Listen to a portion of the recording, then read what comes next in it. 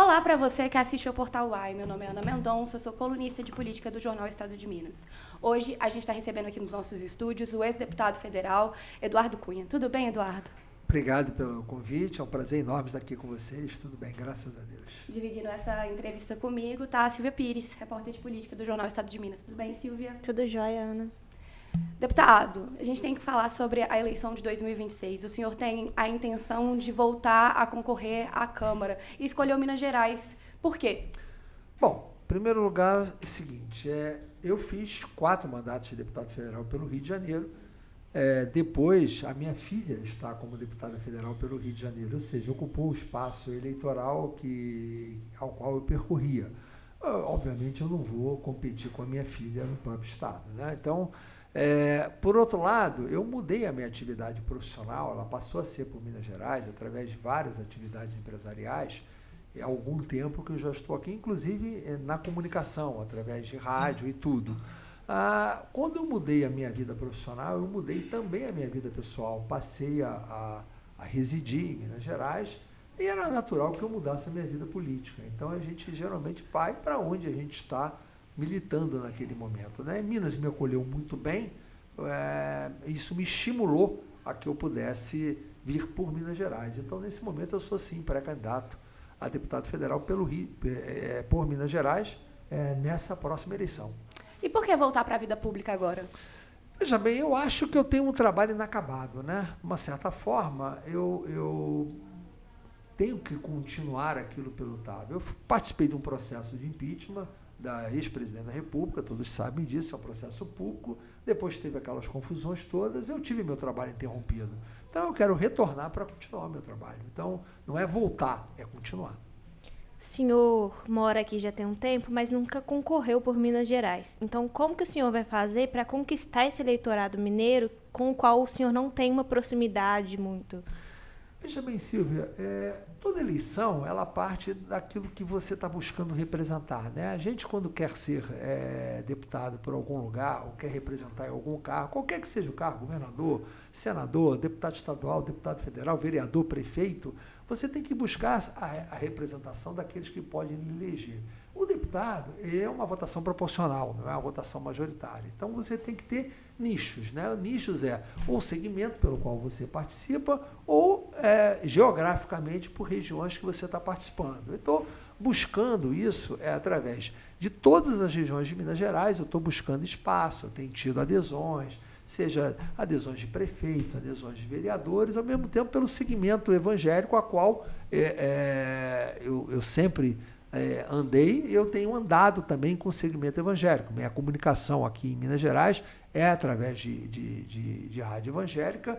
Eu tenho já apoio de grandes denominações evangélicas e isso me estimulou. Quer dizer, é um conjunto de fatores. Eu vou também ter uma participação de evangélicos, mas eu vou ter de igrejas, como eu também vou ter uma participação de vários municípios aos quais eu tenho andado, eu tenho percorrido, eu tenho conversado, eu tenho tido apoios inclusive são públicos, está lá nas minhas redes sociais e tudo, e a gente tem tido uma grande acolhida. Então, eu estou construindo, eu não comecei a andar hoje, não comecei a andar ontem, eu estou há anos já caminhando por toda Minas Gerais, buscando apoios. O senhor falou das rádios, é um segmento que o senhor vem investindo bastante aqui em Minas. São quantas já e por que o segmento evangélico? Não, o segmento evangélico eu sempre militei. No Rio de Janeiro tenho a rádio evangélica no Rio de Janeiro, tinha no passado, é o segmento a qual eu sempre atuei. Então, não é novidade, não é porque evangélico. Só poderia ser evangélico mesmo, né? O grande mote seria esse. Mas não é só. Eu não estou só. Quando a gente fala rádio evangélica, significa que as músicas que eu levo as músicas evangélicas, né? Os louvores, como a gente diz, né? Eu trago pregações dentro, mas eu também tenho jornalismo lá, a gente tem até uma parceria com o próprio Portal UAI, então a gente tem lá 3 horas de jornalismo por dia, tem esporte, enfim, é uma rádio que atende a todos, né? A gente tem debates, não é uma rádio só simplesmente que fale nesse nicho, né? Ela alcança de uma maneira geral, tem uma comunicação generalizada, né?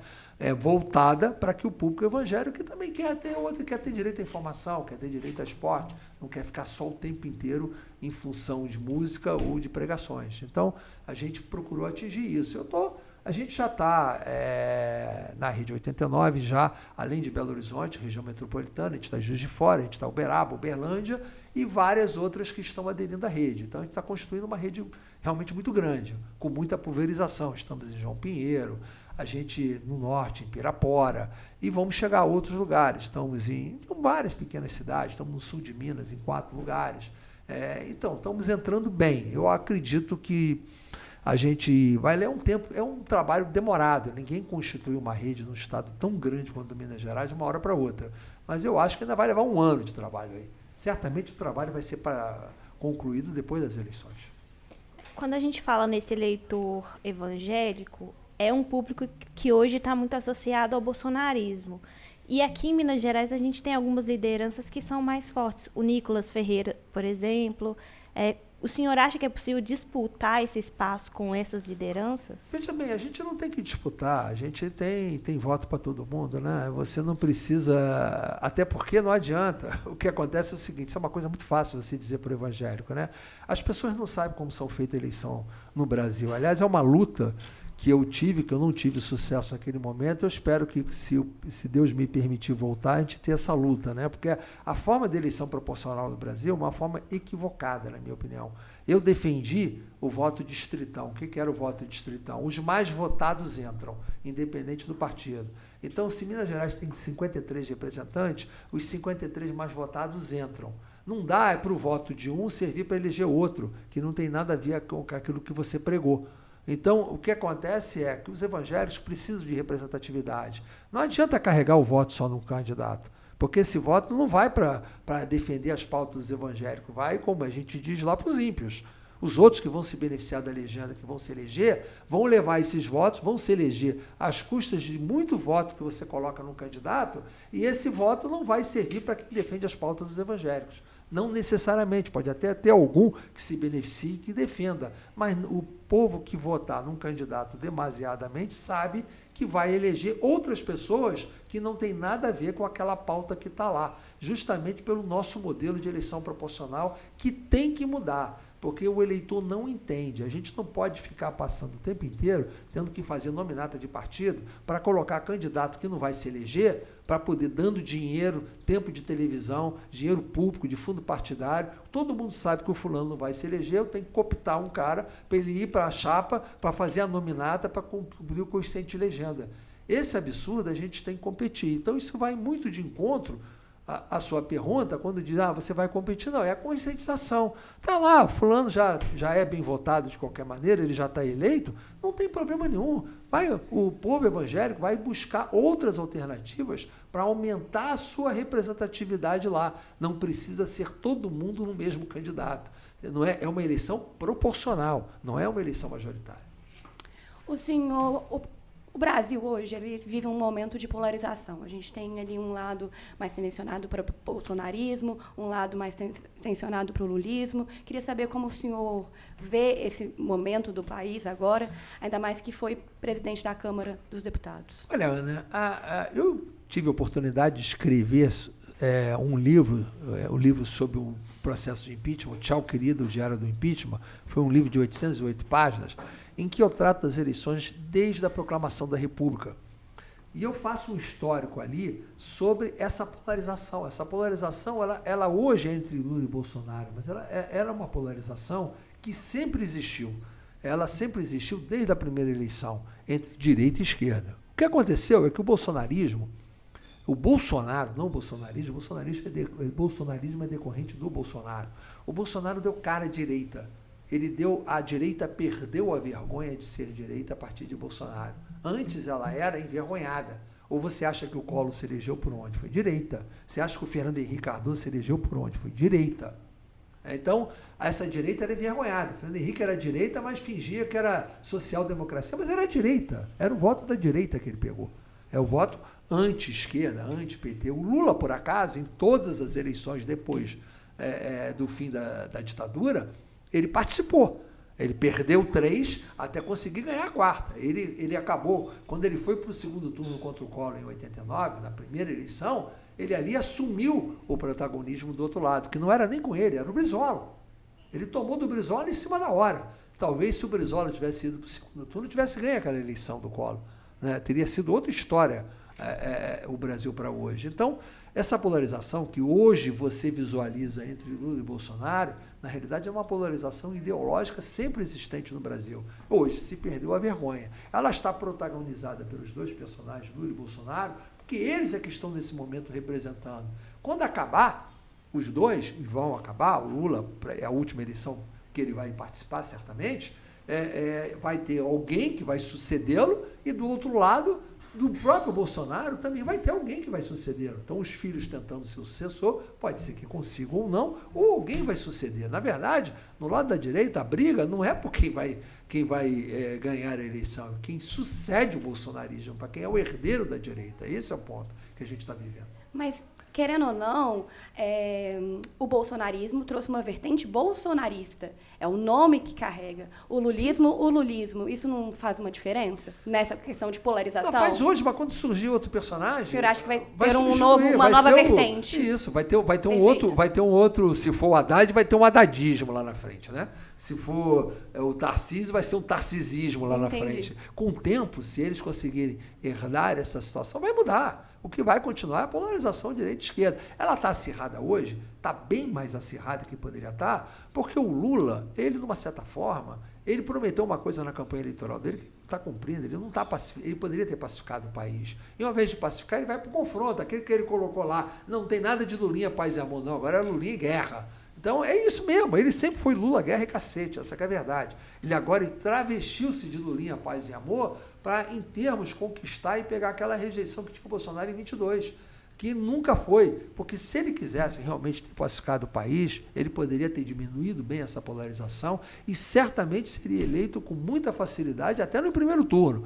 Mas ele optou pelo confronto, pela manutenção desse confronto. Ele nunca fez, todos os governos do PT, foi o governo que mais realçou a polarização de um lado, que mais buscou o confronto ideológico, é esse governo do Lula. Então, por isso é que a polarização te parece mais acirrada. Porque se não fosse assim, a gente não estaria com esse confronto todo que aconteceu do 8 de janeiro, essa coisa toda, todo mundo teria colocado panos quentes para a situação, de modo que você puna, mas você, de uma certa forma, você pacifica o país. Não precisa ter esse tipo de consequência. Quando você vai para esse tipo de consequência, você, claro, está estimulando a polarização. Qual que é a sua opinião sobre a anistia? Não, eu sou favorável à anistia, sim. É claro que você tem um problema, que é um problema jurídico, né? A gente tem que se colocar o seguinte: em primeiro lugar, eu tenho muita dúvida sobre aquilo que aconteceu, né? Eu acho que aquilo era um bando de baderneiros absolutamente malucos que levaram àquela situação. Eles não foram contidos. Você vê que, por exemplo, eu sempre digo isso aqui, não é a primeira vez. Se eu fosse presidente da República assumindo o cargo no dia 1º de janeiro, não ficaria aquele acampamento de frente a um quartel do Exército 7 dias para fazer aquilo, não. Eu tirava no mesmo dia, na mesma noite, eu acabava com aquele acampamento. Eu não ia permitir um acampamento golpista, eu sendo presidente da República, estar ali presente. Na hora que o Lula permitiu aquilo, ele estava querendo que aquilo acontecesse. Mas como que ele poderia intervir ali nesse momento? Simplesmente tirar. Simplesmente retirar. Como é que você... Aquilo é uma via pública, o quartel do Exército é uma instituição federal. Como é que eu permito que fique aquele acampamento? Você tira energia, impede a passagem, você impede a entrada e a saída, quem sai não volta, corta todo o fornecimento de água, de comida, de luz e acabou. Em 3 dias acabava todo mundo. Mas aí tirar a força, isso não poderia ser mal visto? Não precisava tirar a força, basta fazer isso. Quem saiu não volta, corta energia, corta água, corta a entrada de alimento, corta tudo, faz uma barreira. Quem ficar aí vai morrer de fome, se for o caso. Não fica. Em 48 horas acabava o acampamento. A sua relação com o presidente Lula, a gente já sabe, é notória. E sua relação com o ex-presidente Jair Bolsonaro, conviveu bastante com ele na Câmara? Eu convivi bastante com ele na Câmara. Enfim, tinha uma boa relação com ele, até mesmo ele como presidente, e até depois que ele saiu da presidência. Não tinha intimidade com ele, mas tinha uma boa relação com ele. O senhor se coloca como candidato, voltando para essa questão eleitoral, mas ainda falta uma construção partidária. O senhor acha que tem uma dificuldade para conseguir um partido agora para lançar sua candidatura? Qual que seria essa dificuldade? Veja bem, você tem uma dificuldade, sim, natural, de todo mundo que tem um tamanho de voto que possa se eleger e que você verifique que você precisa sempre usar voto de legenda. É aquilo que eu te falei agora há pouco, naquele momento. O que acontece? Você tem uma coisa chamada coeficiente eleitoral. Coeficiente eleitoral significa o número de votos válidos dividido pelo número de cadeiras. Em Minas Gerais vai dar cerca de 200 mil votos, o coeficiente eleitoral. O deputado se elege, os deputados se elegeram, quase todos foram menos que 200 mil votos. Então, eles usam partidos. Então, quando você entra num nível competitivo de deputados, você vê que a guerra toda que tem é essa. Se entrar o fulano de tal, eu posso perder meu mandato. Aí ficam partidos querendo fazer chapa só de gente sem mandato. Por quê? Porque senão os candidatos não vão. Aí eu não vou ter chance nenhuma. Se tem lá fulano, beltrano, ciclano, não tem chance. Então, o que acontece? Qualquer candidato ou qualquer deputado hoje no mandato que queira trocar de partido, ele passa a ter até um problema, porque ou ele tem mais votos que o coeficiente eleitoral e todo mundo bate palma, ou ele tendo menos, tem que olhar como é que fica a chapa, porque ele espanta alguém que não vai entrar, essa vaga vai ser dele, não vai ser minha. E espanta os próprios deputados, que ele é mais competitivo que eu. Então, eles precisam avaliar você para saber que tipo de prejuízo. É claro que você tem problema. É claro que existe dificuldade, não só para mim, como para qualquer deputado de mandato que queira trocar. Eu conheço histórias de deputados que estão em determinado partido, que tentam buscar outros e não são aceitos. Não é questão pessoal comigo ou com qualquer deputado. Se trata de uma questão que a lógica da eleição proporcional, ela causa esse tipo de situação que a gente tem que corrigir. Porque é um absurdo você, um deputado de 100 mil votos, ser problema para um partido. Essa que é a verdade. A pergunta, quanto você vai ter? Eu não sei quantos votos eu vou ter, mas pela lógica, devo ter um tamanho que seja suficiente para me eleger, mas não sei se é o suficiente para eu fazer a minha legenda sozinho. Se eles se convencerem disso, todo mundo quer o tapete vermelho para você. Se você não se convencer disso, eles vão olhar o que vai acontecer. Mas já iniciou essa conversa? Não, eu estou conversando com muita gente. Quais partidos? Nada. Eu hoje estou filiado ao Republicanos, eu sou filiado ao Republicanos, tá? Eu estou buscando alternativas. Eu ainda nem conversei nem com o próprio Republicanos, porque eu não posso, eu me filiei ao Republicanos numa outra circunstância, não tem nada a ver com Minas Gerais. E não posso querer estar num partido que eu estava lá se eu não me filiei dentro de uma lógica de Minas Gerais. Eu tenho muita ética com relação a isso, né? E eu não vou sobrepor, eu só ficarei no Republicano se a chapa for conveniente para mim, se eles me aceitarem e se eu aceitar aquilo que eles vão fazer. Então, é uma conversa que ainda tem que ter, como eu estou tendo com vários outros partidos, são tudo sondagens. Esse processo é um processo que só vai ser decidido no fim de março mesmo. Porque hoje, o que acontece? Todo partido tem lá, se você olhar, e eu converso com vários, o candidato A, ele está na chapa do partido A, B, C, D. Todo mundo apresenta a chapa com o mesmo candidato.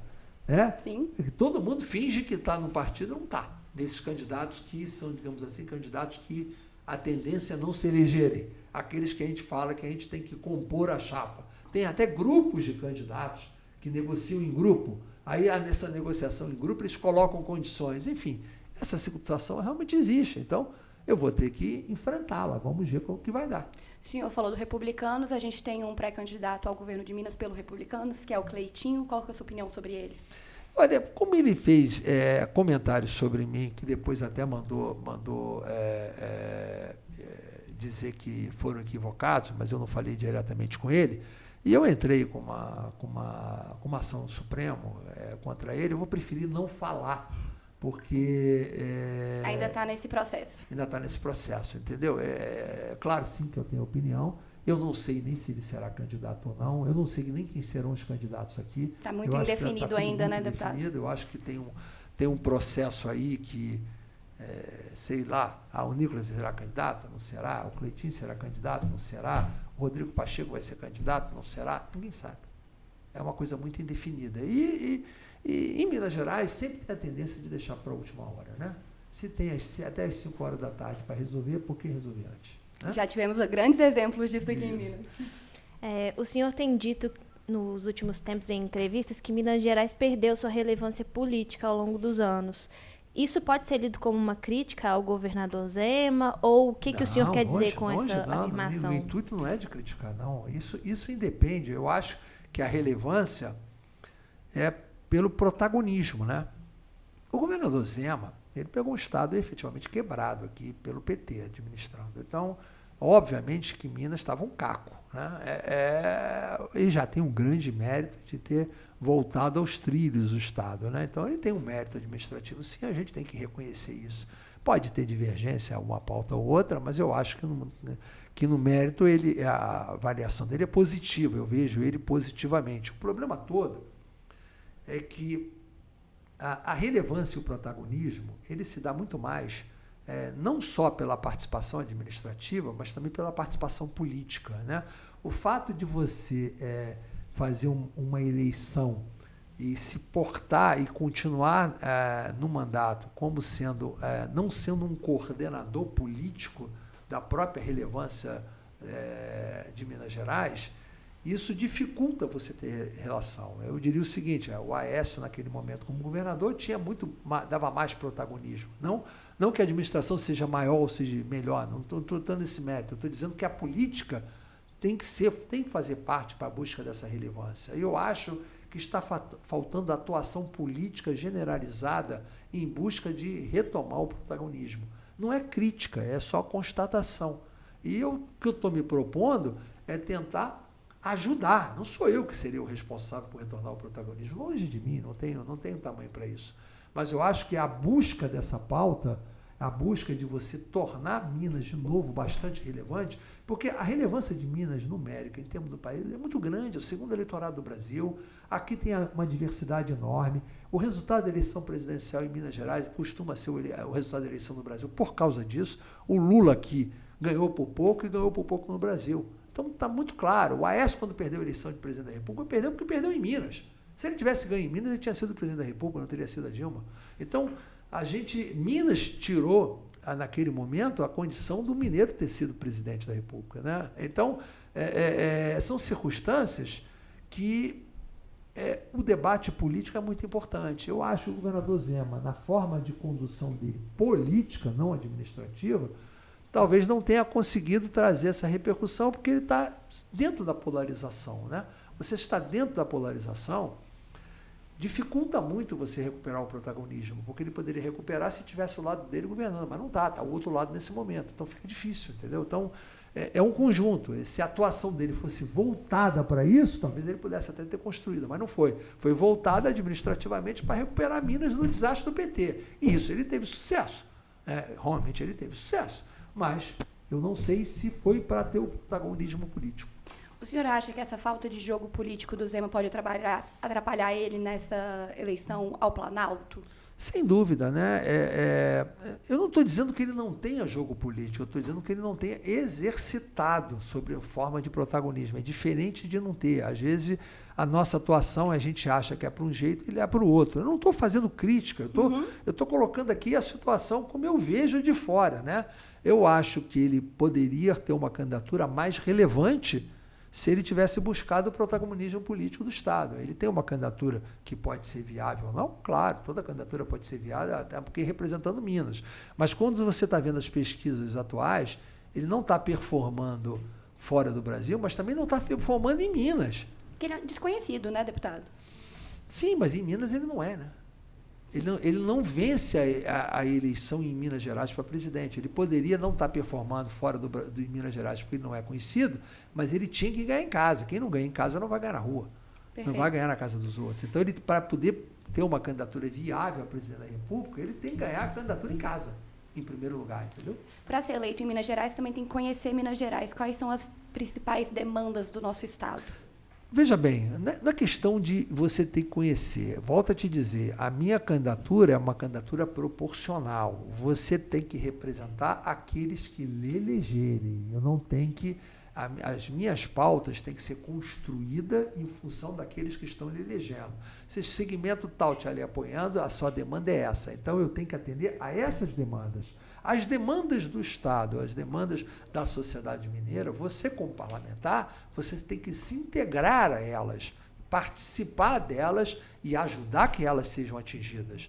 Claro que eu tenho a minha visão, é claro que eu tenho a minha visão sobre tudo, eu sou conservador, sou cristão, sou liberal, liberal de economia, eu sou a favor das privatizações, enfim, aquele conjunto todo que a gente defende. Ao mesmo tempo, Minas tem a sua economia voltada no agronegócio, voltada no setor mineral, a gente tem que estar atento a isso, até porque o agronegócio é quem tem sustentado o Brasil, é que tem sido responsável pelo crescimento da produção.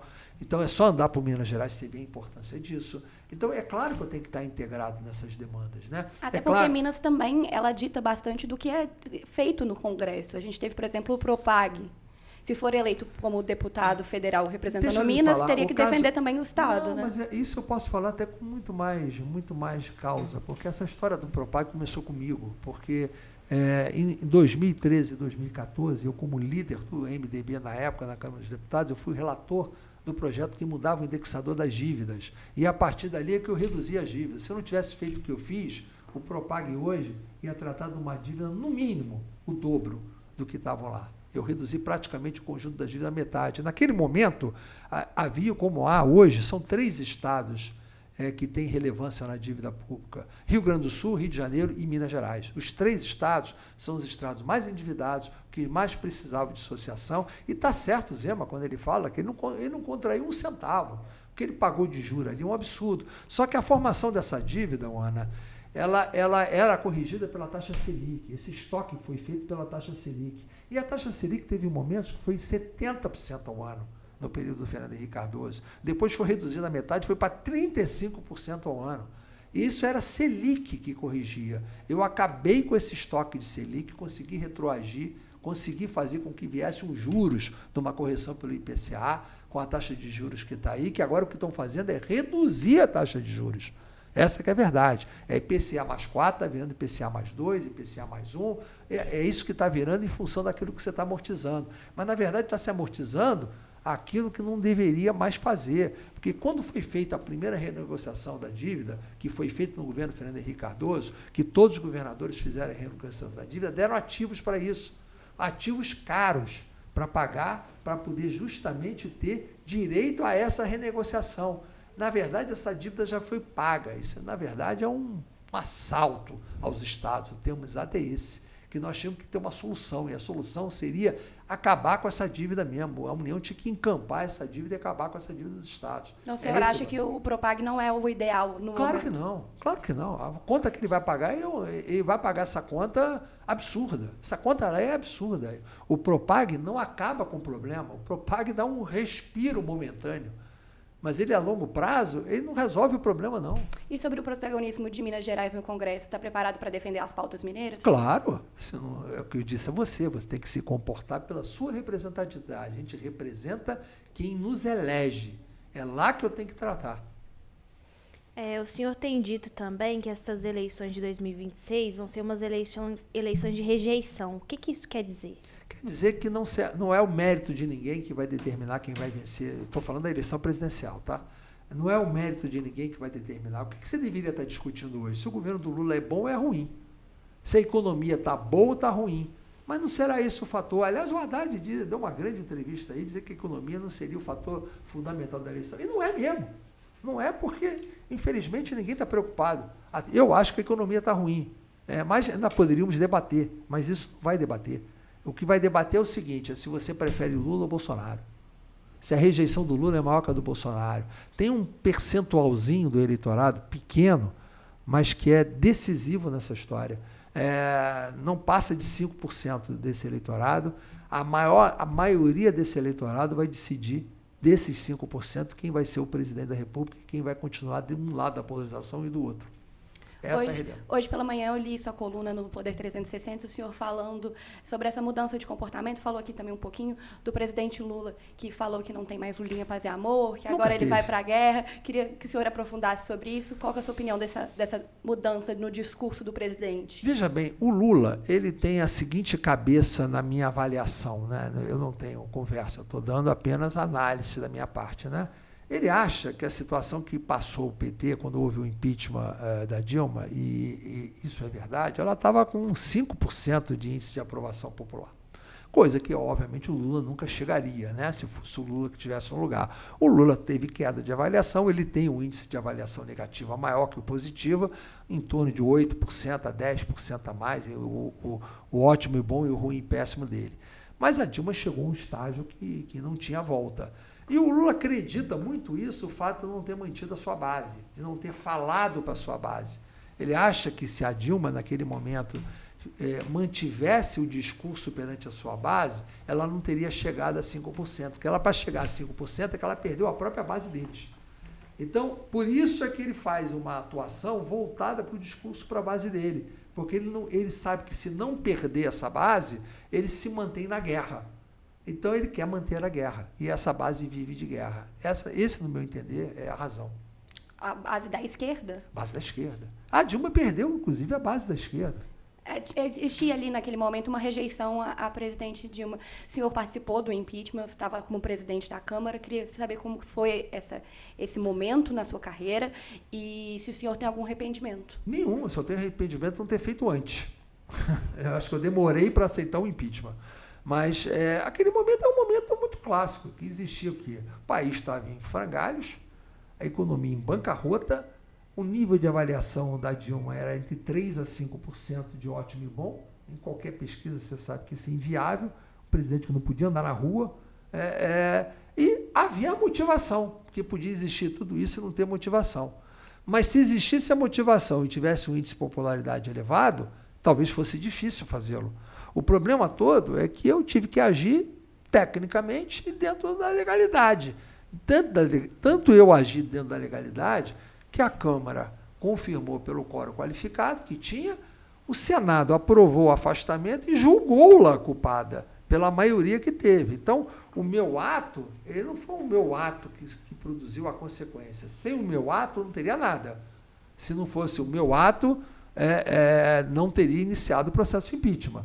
Mas ela foi julgada e ela foi considerada culpada. Ela praticou, sim, crime de responsabilidade fiscal. Essa que é a verdade. Então, por que ela fez? Todo mundo fala, foram as pedaladas. Não foi pedalada nenhuma, a pedalada foi feita antes. Ela editou decreto de execução orçamentária sobre algo que não existia no orçamento, porque ela tinha mandado um projeto de lei ao Congresso Nacional para poder mudar a meta fiscal. E com essa mudança da meta fiscal, teria espaço orçamentário para ela poder editar esse decreto. Só que ela editou antes do projeto ser aprovado pelo Congresso.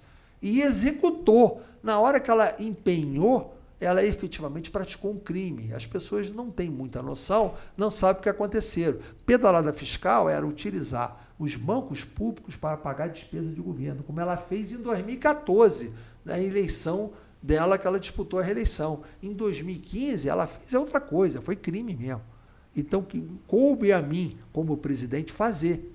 Então, fiz, não teria como não fazê-lo. Então, isso, obviamente, que me trouxe toda a situação de confronto com eles. É claro que eu me elegi presidente da Câmara em confronto com eles, eu me elegi contra o governo contra mim, eu ganhei do governo em primeiro turno. Não tinha diálogo com a Dilma? Porque isso acabou sendo uma questão ali do momento de aceitar o impeachment? Não, porque ano seguinte, depois dessa vitória, eu tive toda a grandeza de dialogar o máximo possível. O problema é que o governo perdeu a base.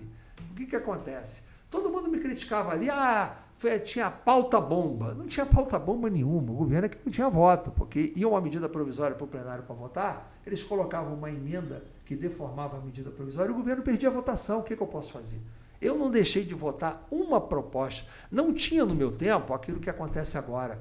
Toda medida provisória editada pelo governo era votada. Não tinha nenhuma medida provisória que ficava na gaveta, ou que não criava comissão especial, ou que não levava a cabo. Ele levava todas.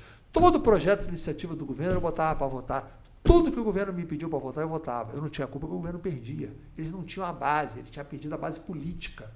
Como ela perdeu a base da sociedade, ele perdeu a base política. E perdeu a base política porque eles não cumpriram os compromissos dele. Eu disse o seguinte, eu sou presidente da Câmara, não sou líder do governo, eu não vou ser líder do governo, eu não sou responsável pela votação. Quem tem que ser responsável pela votação é o governo. Essa história de querer achar que o presidente da Câmara tem que ser o líder do governo e comandar as votações e ganhar as votações para o governo, no meu entender, é um ponto equivocado. Eu não fiz isso. Outros podem fazer porque se elegeram com o apoio do governo. Eu nunca fiz isso e não pretenderia fazer em nenhuma hipótese, porque eu acho que o papel é de coordenação do trabalho. Eu coloquei para votar. Aí, como votava e perdia, não. É o Eduardo que fez a pauta bomba, que aprovou contra a gente. Bobagem. Quero que coloque aqui qual foi a iniciativa minha que eu coloquei que gerou qualquer tipo de problema fiscal para o governo. Ao contrário, eu segurei muita coisa. Muita coisa ali que tinha, eu chamava e dizia, vocês estão exagerando, tem que parar com isso. Eu chamava a oposição e pedia maneira nisso aqui não pode passar, isso é um absurdo. Eu mesmo não concordo com isso. Teve votação que eu interrompi, que eu vi que o governo ia perder mais. E qual é a sua opinião sobre o Hugo Mota? Não, eu costumo dizer o seguinte, eu acho, enfim, ele está se comportando. A gente, como eu disse aqui, mesma coisa, a mesma resposta que eu te dei com relação de Minas Gerais. A gente tem que representar quem nos elege. Não pode ser diferente. O Hugo está representando quem elegeu ele. Ele foi eleito por um consenso. Então, ele tem que atuar dentro de uma linha de buscar um consenso em tudo. É muito ruim atuar sob consenso, viu? Eu prefiro atuar como eu atuei, tá? Porque eu ganhei a eleição, governei com quem votou em mim. Esse é o ideal, é você governar com quem vota em você. Governar com todo mundo, no meio dessa confusão, é uma tarefa árdua. Tem que abrir muita mão, né? Não tem que abrir mão, não é questão de abrir mão. Você tem que deixar que, às vezes, que a coisa se acomode por si mesmo, porque você não pode tomar decisão. Aí passa uma sensação de indecisão. Que não é o caso, não é por indecisão, não, é justamente pela dificuldade de atender a todos os seus eleitores. Essa é a dificuldade. O senhor foi condenado pela Lava Jato, passou por um processo de cassação ali no Congresso. Como que o senhor avalia esse processo político para a sua candidatura de agora? Bom, em primeiro lugar, não tem nenhuma condenação sobre mim. Todas as minhas condenações ela foi anulada. Eu venci justamente por esse processo. O mesmo processo que eu passei, o Lula passou.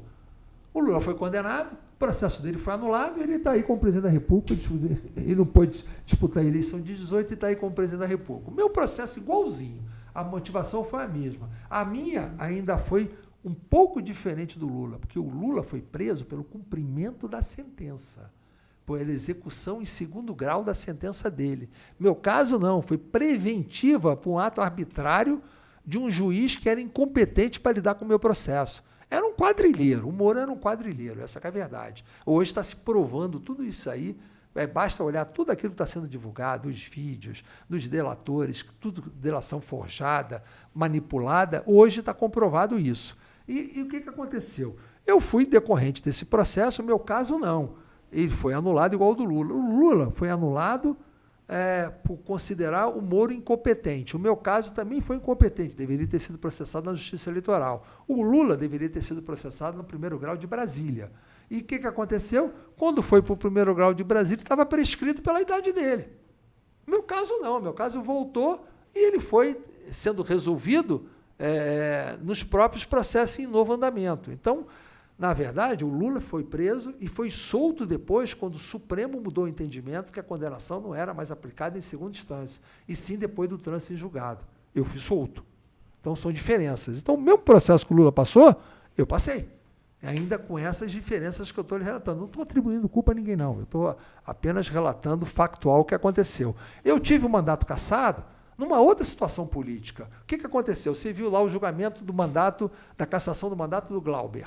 Agora, recentemente, o que aconteceu? Transformaram ele numa suspensão. No meu caso, quando iam transformar numa suspensão, o presidente vetou a apreciação da emenda e não apreciou. Eu não teria sido cassado. O tratamento que teve, tanto que eu estou com uma ação na justiça e estou ganhando, para tornar tudo nula o processo de cassação, porque justamente foi feito ilegalmente também. Foi um processo político, que então o presidente da Câmara fez um acordo com o PT para se eleger e estava no preço da sua eleição a minha cassação. Então, foi o que deu. Ele rompeu comigo, todo mundo sabe disso, rompeu comigo, houve um rompimento e ele me cassou. Não teria me cassado. Só o fato de ter colocado para votar a 15 dias das eleições já era para essa finalidade. Então, ele não aceitou a emenda. A ação que eu ganhei na Justiça foi pelo fato de ele ter recusado a emenda que ia discutir ser uma suspensão. E mais, todo esse processo que se deu origem na cassação, ele usou fatos que eram do mandato anterior. E tudo isso foi considerado nulo pelo Supremo. até a situação, toda aquela situação de que não houve quebra de sigilo minha, não houve nada, tudo aquilo lá que foi utilizado foi considerado nulo em decisão transitada em julgado. Então, até as motivações que foram usadas na cassação, elas hoje juridicamente foram encerradas. Mas o senhor acha que esses processos podem te prejudicar nessa candidatura de agora? Pode prejudicar ou pode beneficiar, porque eu tenho que debater e responder a você, a todo mundo, como eu estou te respondendo aqui. E as pessoas vão julgar. Tem pessoas que vão ver, ele foi vítima, o que eu escuto nas ruas, não, ele foi vítima por ter caçado o PT. Na verdade é o seguinte, é que a gente vale pelo histórico que a gente tem. Quando eu digo a você que eu tenho que representar, ao mesmo tempo digo a você qual é a minha proposta, eu tenho que olhar o que eu fiz, porque na política, você para analisar um candidato, você tem que olhar o passado dele, o que ele fez, para saber se deu frutos ou não deu frutos, para saber se você tem ele para sua representação ou não. É muito mais fácil você avaliar quem já fez, que é o meu caso, o eleitor vai olhar o que... Não, o que eu escuto na rua que você está fazendo falta, hein? Se você estivesse lá, não estava tendo isso que está tendo, não. Você precisa de alguém para poder tirar esse PT de novo. Só você que tirou esse PT. É só isso que eu escuto pelas ruas. Então, na prática, é o seguinte, o eleitor que não deseja o PT, ele acha que eu sou efetivo para isso. Então, eu tenho essa vantagem, inclusive, não prejuízo pelo fato da consequência. E todo mundo que quer isso acha que eu sofri o que eu sofri pelo fato de eu ter feito o que fiz. E é isso que eu vou debater com os eleitores, com toda a transparência que eu estou debatendo aqui. E o senhor se vê como uma vítima desse processo? Não, veja bem, eu não costumo me vitimizar, não. Mas é óbvio que eu fui caçado e sofri aquilo pelo ter feito aquele processo contra o PT. Eu tenho histórias narradas no meu livro, você vê, dos acordos que foram feitos, o que o Procurador-Geral da República fez com o governo para poder me acusar. Aquilo tudo foi uma combinação, aquilo foi uma reação. É óbvio que eu fui vítima da retaliação do PT, da Dilma, do governo, todo mundo sabe disso. Querer dizer que eu sofri o que eu sofri, que eles não fizeram nada, eles, coitados, perderam a presidência da República, perderam o poder, não iam fazer nada contra mim, só um ingênuo que vai achar que não ia acontecer nada. E eu não sou ingênuo. Eu sabia que ia acontecer isso quando eu fiz a abertura do processo impeachment. E isso não me inibiu de fazê-lo. E esse é o meu handicap que eu tenho aqui quando eu chego na população, que as pessoas olham, mas você teve coragem, você sabia que ia ter... Não existe, você não vai conseguir achar que você vai enfrentar daquele jeito, aquele sistema organizado que existia, e você não vai ter reação. É a mesma coisa que você achar que você vai invadir os Estados Unidos e não vai tomar um tiro ali quando entrar. Claro que vai. Claro que vai. É óbvio que vai. Então, eu vejo isso com muita naturalidade e a campanha vai permitir que a gente debata isso. O senhor também passou um período preso. Sim. Como que isso mudou a sua relação com a política? Nenhuma. E na vida? Bom, veja bem, eu tenho o hábito de, como eu disse aqui agora há pouco, de não me vitimar. Porque se eu for... Eu não estou buscando a pena de ninguém. Né? Simplesmente, eu fui vítima de um processo político, fui um preso político. Essa que é a verdade. Então, eu vou me comportar como um preso político. Eu não preciso dizer o que eu sofri, o que eu deixei de sofrer, o prejuízo que me causou. É óbvio que todo mundo preso tem prejuízo. Né? É uma inocência achar que não tem. Mas eu tenho que passar por esse processo e debatê-lo da mesma forma que eu debati o processo que acabou me levando à própria prisão, que é o processo impeachment, o processo de enfrentamento político. Isso fez parte da guerra. A guerra, você tem feridos, você tem mortos, você tem prisioneiros de guerra. Eu fui para uma guerra e eu saí da guerra. Então agora eu estou voltando para guerrear de novo em outro campo, no meu campo que eu estava. E escolheu Minas Gerais para isso. Passei a trincheira do combate. Se o senhor voltar ao Congresso, quais vão ser as principais bandeiras? Não, eu estava te dizendo aqui agora há pouco, eu acho que quem teve 4 mandatos de deputado federal e foi tudo na Câmara, fui presidente das principais comissões, fui líder da maior bancada, fui relator das matérias mais importantes, fui presidente de CPI, fui presidente da Câmara. Quem já foi tudo e protagonizou um processo de impeachment de um presidente da República, eu acho que eu não tenho que prometer nada, eu não tenho que ter bandeira. Minha bandeira é a minha atuação. Todo mundo sabe como eu me comporto, todo mundo sabe como eu sou. Eu tenho que dizer, eu vou continuar meu trabalho. E vou ter que atender, obviamente, se eu estou aqui defendendo o município A, B ou C, eu tenho que ajudar o município A, B, C. É claro que Minas é o estado que tem o maior número de municípios do Brasil, você tem 853 municípios. É claro que eu sou municipalista, é claro que a gente tem que discutir a melhor distribuição de recursos, a melhor forma de diminuir as diferenças que existem entre os municípios. É claro que isso vai ser pauta minha, mas é natural. Não é coisa nem que eu tenho que prometer. Quem tem que prometer é quem nunca disputou uma eleição, quem nunca exerceu um mandato. Esse tem que prometer. Você não vai perguntar isso para um deputado federal que está hoje aqui em Minas Gerais, que é candidato à reeleição, qual é a sua bandeira? Você não vai perguntar isso. Então, eu me sinto da mesma forma. Eu sou um deputado federal que, no momento, não estou exercendo o cargo e que vou voltar a continuar o cargo. Então, ele tem que ser avaliado iguais os deputados federais que estão aqui disputando a reeleição. Deputado, queria agradecer a sua presença aqui no Estado de Minas. Nosso tempo está acabando. Muito obrigada pela entrevista. Obrigado, viu? foi rápido. Foi rapidinho. O papo, quando ele flui, ele vai, né? Silvia, muito obrigada também. Eu que agradeço, Ana. Para assistir esse e outros destaques, em m.com.br. Tchau!